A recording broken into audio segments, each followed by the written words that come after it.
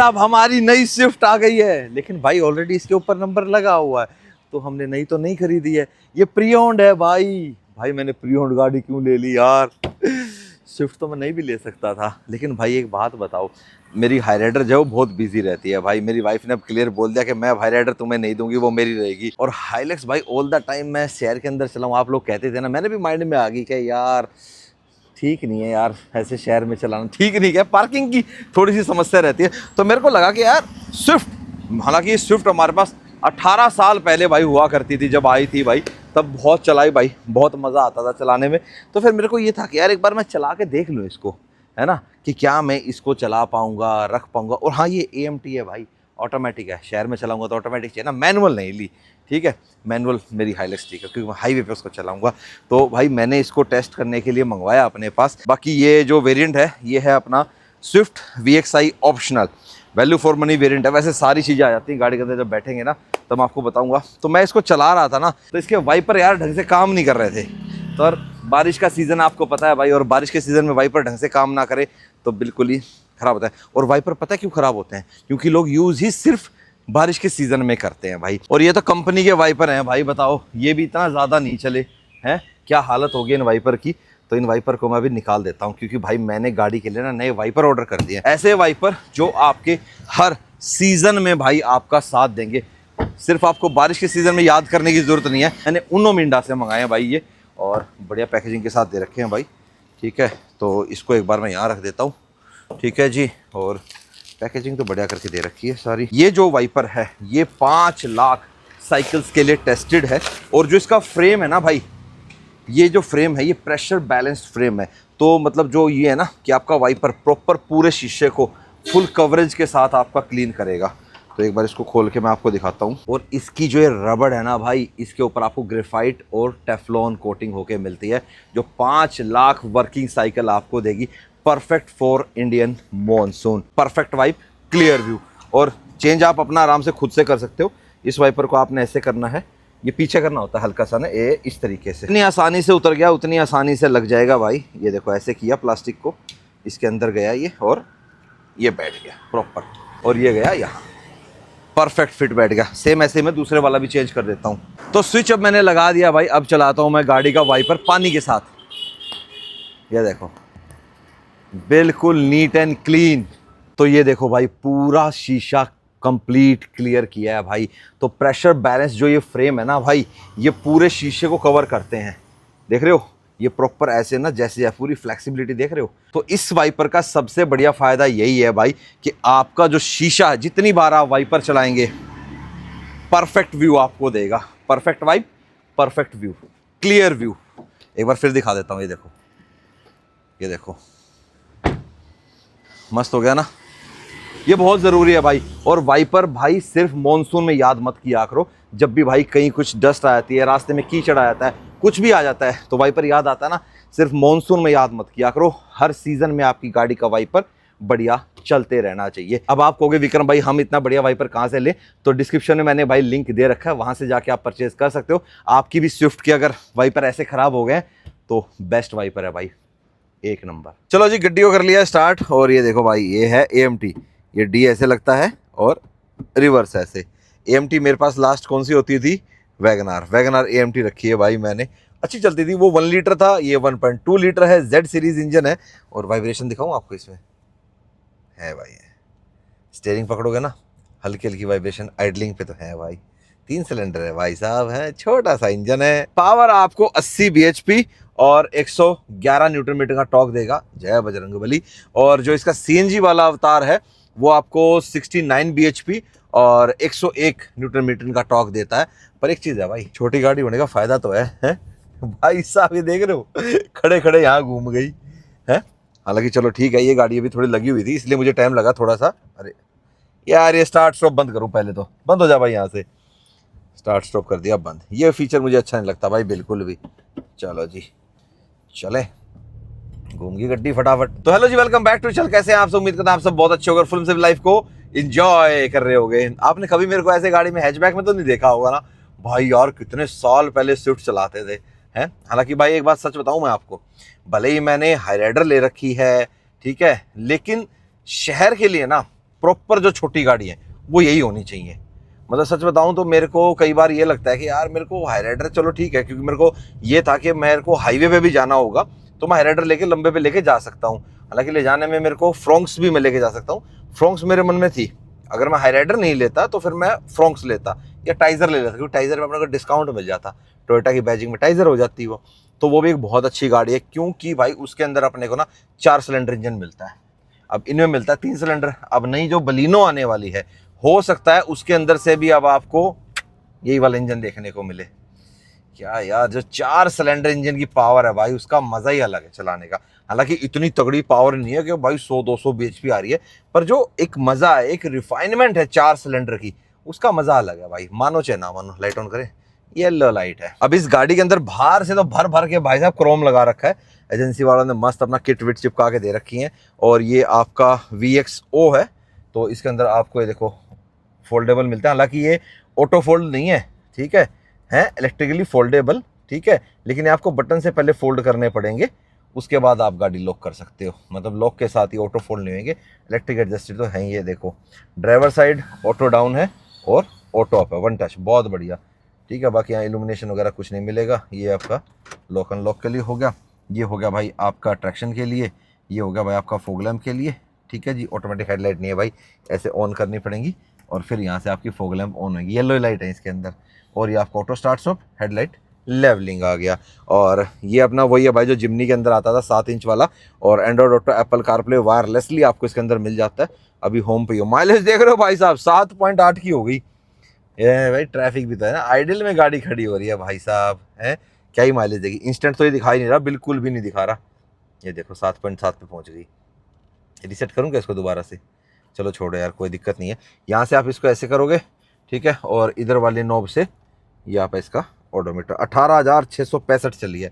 Resale value बताओ भाई आप कितनी होगी इस गाड़ी की, है VX ऑप्शनल 18,800, मतलब 20,000 मान लो, 20,000 चली हुई है। ऑटोमेटिक क्लाइमेट कंट्रोल हमारे को मिल जाता है। नीचे आपको एक ये मिल जाएगा USB, ठीक है जी, और एक आपका 12 वोल्ट मिल जाएगा। वायरलेस चार्जर अगर कुछ नहीं मिलता। स्टोरेज स्पेस अच्छा खासा है यहाँ पे। ऑटोमेटिक ट्रांसमिशन आपको मिल जाता है। AMT मिलेगा भाई, जिसको मारुति ऑटो गियर शिफ्ट बोलता है। ये आपका मैनुअली रहेगा। और यहाँ पे शीशा है क्या, हाँ छोटा सा शीशा दे दिया भाई, ठीक है। और यहाँ पे आ गया भाई टिकट होल्डर। अरे यार आपको दिखाते दिखाते बत्ती ऑरेंज हो गई, अगली बत्ती में निकला जाएगा। अब तो रिव्यू कर दिया मैंने VXI ऑप्शनल का, है। उसके अलावा सीट कवर ये कंपनी से चढ़े हुए हैं भाई। जो कंपनियां है जो सीट कवर बनाती है, स्पेशली मारुति, वो कट देता है भाई यहाँ पे, ठीक है। क्योंकि इनकी गाड़ियों में क्या होता है, एयर बैग इनकी, मैंने आजकल लगभग जो 6 एयर बैग्स आ ही रहे हैं आजकल गाड़ियों के अंदर, स्टैंडर्ड जो आ रहे हैं, तो जो सीट में होता है तो भाई यहाँ पे कट देता है। हालांकि जैसे मैंने अपनी गाड़ी के अंदर कस्टमाइज करवा रखे हैं सीट कवर, तो क्या वो एयर बैग कंपेटेबल नहीं है? हैं भाई, बिल्कुल कंपेटेबल है। उनकी जो स्टिचिंग वहाँ पे होती है वो उस हिसाब से की जाती है कि जब एयर बैग डिप्लॉय होता है तो वहाँ पे वो फट जाता है वो एरिया, ठीक है। तो धागा वहाँ का इतना उस तरीके का नहीं होता। अब आप हो गए ऐसे कैसे धागा फट जाए, तो भाई ये देखो ये प्लास्टिक भी तो कट के निकलता है ना। जब एयरबैग यहाँ का निकलता है, ये भी तो हार्ड प्लास्टिक है, जब ये कट सकता है, वो तो एक मामूली धागा है यार, वो भी निकल जाएगा। डोर हैंडल्स आपको यहाँ क्रोम में मिलते हैं। और ग्लव बॉक्स अच्छा खासा बड़ा है भाई, हार्ड प्लास्टिक कोरा फील होता है भाई। टोटल सारा हार्ड प्लास्टिक है। इवन इसके ऊपर भाई अपना स्टीयरिंग पे लेदर वगैरह कुछ नहीं कर रखा। हाँ आपको स्टीयरिंग माउंटेड कंट्रोल जरूर मिलेंगे म्यूजिक सिस्टम से रिलेटेड, और स्टीयरिंग आपको टिल्ट मिलेगा। टेलीस्कोपिक की डिमांड मत करो यार, हैं इसमें टेलीस्कोपिक मांगोगे तुम। और अगर आप ये सोचो कि 6 फुट का बंदा आगे अगर चला रहा है तो पीछे भी 6 फुट का बैठ पाएगा आराम से, तो ये उम्मीद मत लगाना भाई। बाकी पीछे आपको भाई फिक्स हेडरेस्ट मिलते हैं, एडजस्टेबल नहीं मिलेंगे।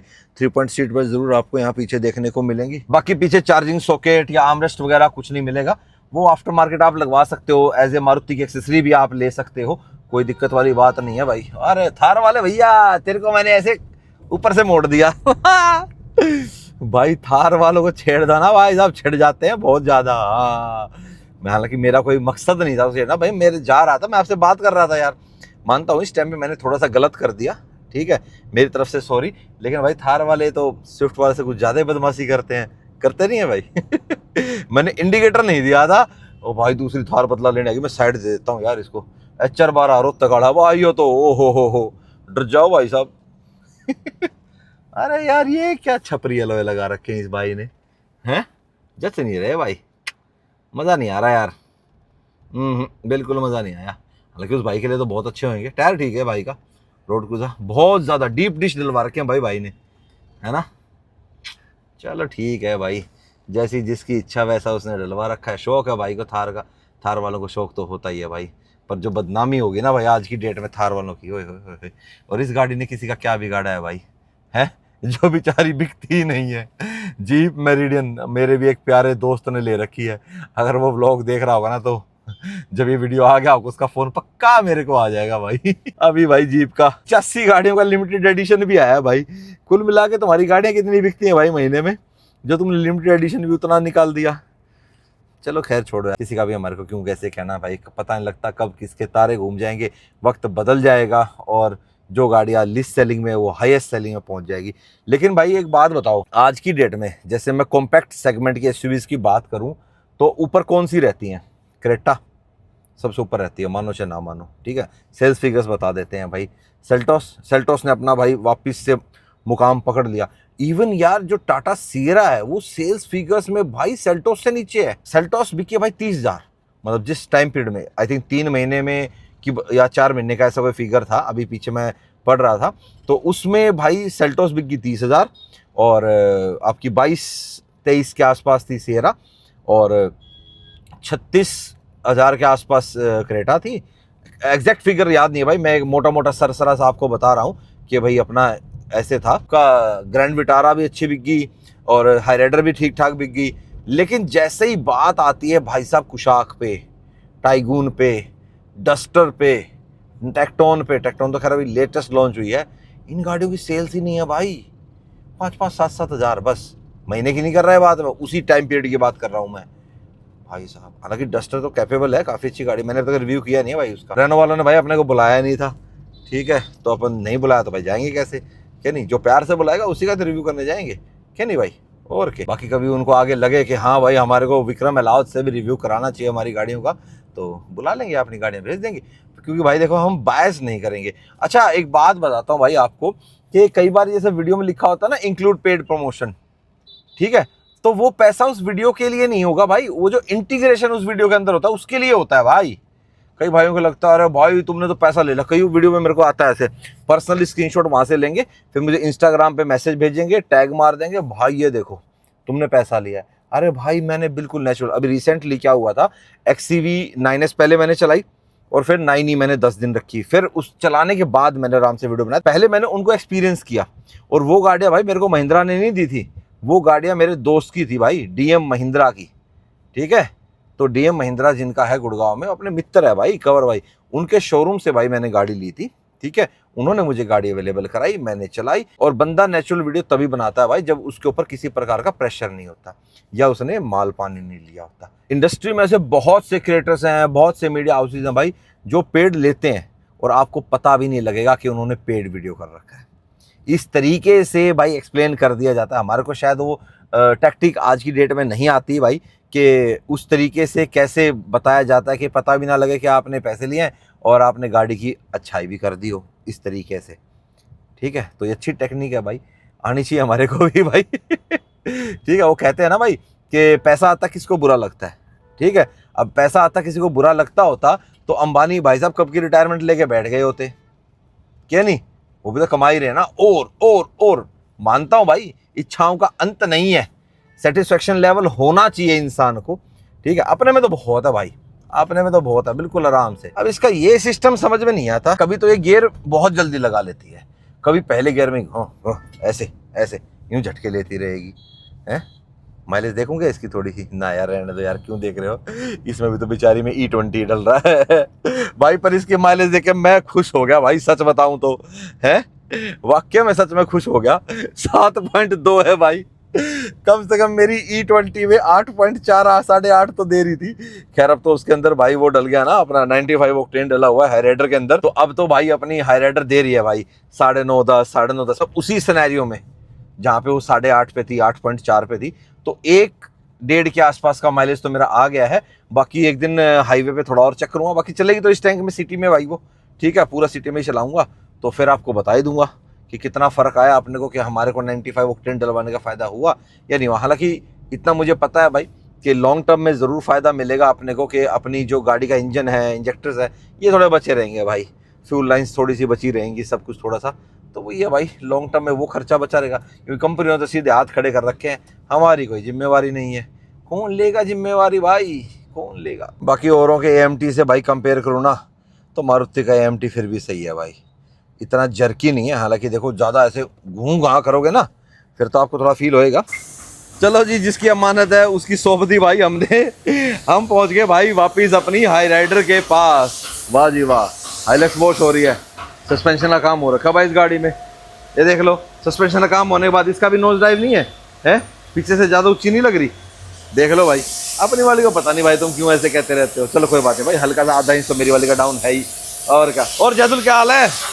बढ़िया है, चमकाई क्या मेरी वाली गाड़ी है भाई साहब। ये हमने भेज रखी थी बुढ़िया चमकने के लिए, बढ़िया चमकने के लिए।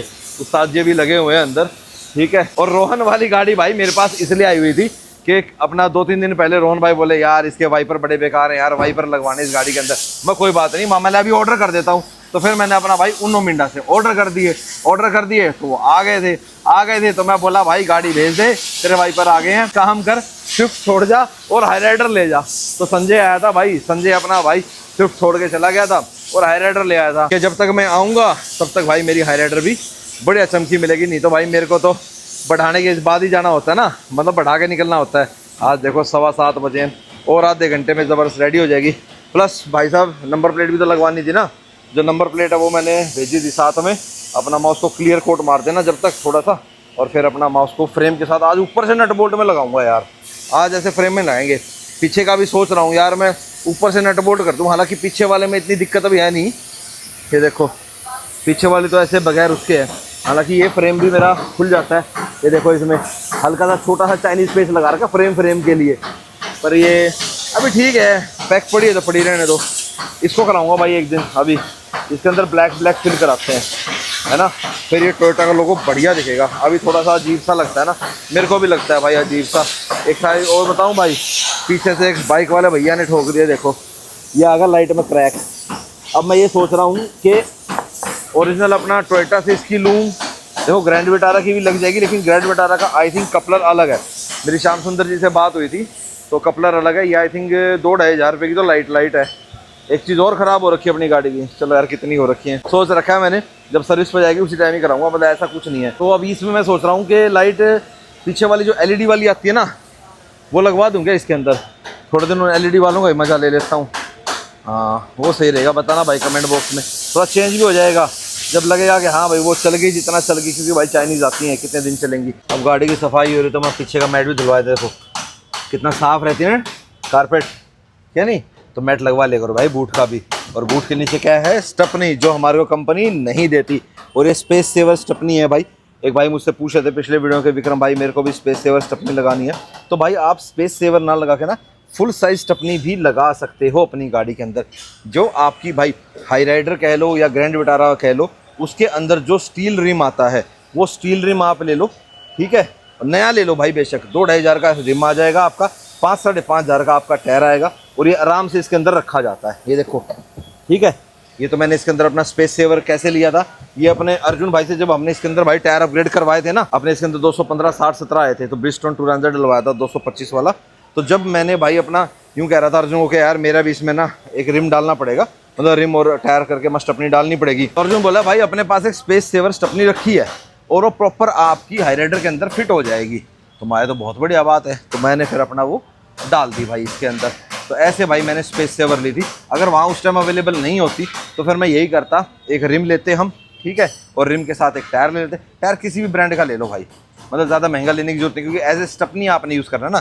चारों एलॉय हैं, अगर मान लो कहीं पंक्चर ऐसा हो जाता है, टायर फ्लैट भी हो जाता है, टायर फट जाता है, तो उस सिचुएशन में आपको स्टपनी तो चाहिए होगी। तो उसमें आपको ज़्यादा महंगा टायर लेने की जरूरत नहीं है। सीएट का ले लो, MRF का ले लो, अपोलो का ले लो, जिसका भी ले लो, नॉर्मल साइज़ वाला ले लो। 215 60 17 ले लो तो स्टैंडर्ड आता है, या उससे भी छोटा साइज़ आप ले लो, उससे छोटा करोगे क्या, वो भी आपका आराम से इतने का आ जाएगा, 5.5 हज़ार का नॉर्मल टायर आ जाएगा वो। बाकी कंपनी इसके अंदर भाई देती हैं आपका ये तो डालना बिल्कुल बेवकूफ़ी है भाई, ठीक है। मैं तो नहीं डालता इसको, ना मैं रेकमेंड करता। मान लो दोबारा आपको पंक्चर वगैरह लगवाना पड़ेगा ना, तो पूरा ये निकलवाओ भाई इसको, फिर दोबारा फिट कराओ, ये सारी चीज़ें। बाकी हमारा इंक्लोजर लगा हुआ है, इसी के अंदर एम्पलीफायर है, यही हमारा वूफर है, और ये देखो प्रॉपर अंदर जगह में, इधर जगह बचती है बस, यहाँ हमारी लाइट है, और 12 वोल्ट है। दादा डरा रहे हैं, कह रहे हट जाओ साफ करने दो। चलो भाई, आज भाई गाड़ी की ना ऐसी धुलाई हुई है, ऐसी धुलाई हुई है जो बहुत दिनों बाद हुई है भाई। है अलॉय भी, टायर भी हैं, फेंडर लाइनिंग भी अंदर से, रनिंग बोर्ड भी, सारा सौदा बढ़िया से हो गया। और भाई नंबर प्लेट भी लग गई। इस बार भाई वो वाला फ्रेम लगाया मैंने जो मेरा जब हमने गाड़ी खरीदी थी ना, टेम्परेरी नंबर प्लेट लगा के दी थी। मतलब टोयोटा वाले ने भाई टेम्परेरी नंबर प्लेट में भी फ्रेम लगा के दिया था भाई। जब हमने हाइलक्स ली थी दिल्ली से तब उन्होंने नहीं दिया था भाई। तो उस फ्रेम को भाई मैंने अपना ना, ये देख रहे हो, अपना पियानो ब्लैक फिनिश में पेंट करा दिया इस फ्रेम को, ठीक है। और प्लेट इसके अंदर लगा के इस बार परमानेंट बोल्ट के साथ कर दी भाई, ठीक है। रिवेट भी भाई निकल जाती है, जब पानी का प्रेशर होता है ना, एल्युमिनियम की तो होती है, निकल जाती है। ये पक्का भाई अपना 10 नंबर का पेच कसा गया। मतलब इसके पीछे पत्ती होती है भाई जो कसने वाले होते, क्लैंप होती है प्रॉपर एक, तो उसमें अपना कस दिया फ्रेम के साथ। ये पक्का काम हो गया, अब नहीं निकलेगी नंबर प्लेट। ये नंबर प्लेट निकल जाती है ना भाई फिर बड़ा बुरा होगा। पीछे वाली भी छेड़ी नहीं, पीछे वाली भी अपनी सही चल रही है। कहने वाली बात है, सोचा था जल्दी चला जाऊँगा पर बढ़ाने वाला टाइम हो ही गया, 9 बजने वाले हैं, पौने से ऊपर हो गया। चलो जी, 5 मिनट का सफ़र है भाई रोहन के स्टोर से मेरे घर का, और मेरे को 21 मिनट होगी भाई, रात के 9 बजे है। ट्रैफिक इतना ज़्यादा रहने लग गया भाई सड़कों पे, बहुत ज़्यादा भाई। चलो ये तो आने वाले टाइम में वो भी बढ़ता ही जाएगा भाई, क्या नहीं। मैं तो वो चीज़ मानता हूँ भाई, हमने तो गोल्डन पीरियड में मतलब गाड़ी चलाना सीखा और भाई चलाई और लंबी लंबी चलाई और मज़े लिए। अब वो मज़े नहीं ले सकते भाई, क्या नहीं। जैसे वो शुरू में होता था ना कि घर पे मान लो पापा आए, गाड़ी आई, चुपके से चाबी उठाई निकल गए, या कोई रिश्तेदार आया भाई चुपके से चाबी मिल गई और अपना भाई लेके निकल गए। वो चीज़ है, किस किस ने करी है भाई ये चीज़, मेरे को कमेंट बॉक्स में बताना है। मस्त मज़ा आता था ना, क्या नहीं। सच में यार, वो कहते हैं ना वो दिन भी क्या दिन थे भाई। मैं सच बताऊं, हर किसी को अपना बचपन याद आएगा भाई। जैसे हमें अपना बचपन याद आता है, स्कूल डेज याद आते हैं, फिर कॉलेज डेज भी याद आते हैं, ठीक है। ऐसे सबको आएगा भाई, धीरे धीरे सबको आएगा। तो जो जिस फेज में जी रहा है ना उसको एंजॉय करो। इसलिए मैं बोलता हूँ live the life to fullest, क्या नहीं। आज मेरे को भी बहुत ज़्यादा स्ट्रेस हो रखा है, पर अभी कैमरा उठाया ना उससे पहले बहुत ज़्यादा हो रखा था। काम कुम का भाई चलता रहता है, ठीक है, लेकिन फिर सोचते हैं यार, मैं खुद कहता हूँ कि जो होना है वो होना है, वो होएगा, तो फिर क्यों उदास होना, क्या नहीं। तो वही चीज़ है भाई, जो होएगा होएगा, देखी जाएगी भाई। कोई समस्या आएगी तो उसका समाधान भी आएगा, सब कुछ होएगा। बाकी मिलेगा आपसे नेक्स्ट वीडियो में। Till then bye bye, take care and live the life to fullest. Good night. और ये तो संडे के बाद मैंने निकाली ही नहीं है, बिल्कुल खड़ी है भाई 3 दिन से। मतलब संडे को वॉश होकर खड़ी हुई थी, संडे भी बाहर नहीं निकली। संडे, मंडे, ट्यूसडे, वेडनेसडे, 4 दिन हो गए भाई निकली नहीं है। कल भी नहीं निकालूंगा इसको अभी अंदर मस्त साफ़ सुथरी खड़ी है भाई, बस ऐसे देख के आदत है भाई मेरी। मैं घर पे एंटर होने से पहले एक बार अपनी सारी गाड़ियों को मुड़ के देखता हूँ, और हाइलक्स को तो स्पेशल ही भाई। चलो गुड नाइट। आप भी करते हैं ऐसे? करना चाहिए भाई, देखना चाहिए अपनी गाड़ियों को।